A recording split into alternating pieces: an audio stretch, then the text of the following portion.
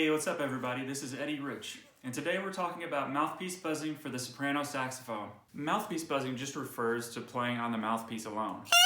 Mouthpiece buzzing is helpful for a couple of reasons. First, based on the feedback we get from playing just the mouthpiece, we can tell if the embouchure is too tight, too loose, or just right.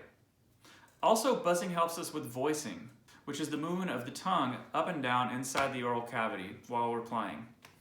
Developing an awareness of this can help with intonation, and it can also help with working on the altissimo register.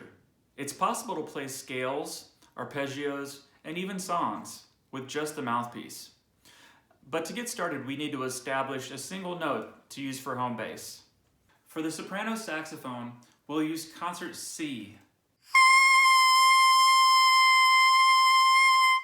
To play that same note on the soprano, we would have to play a palm key D.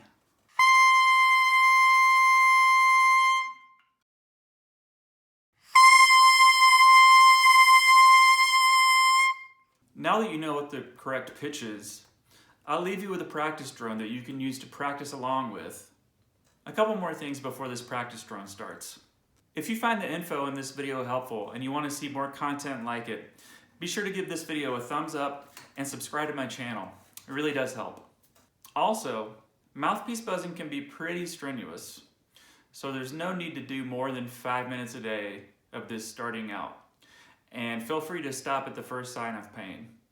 Okay, happy practicing.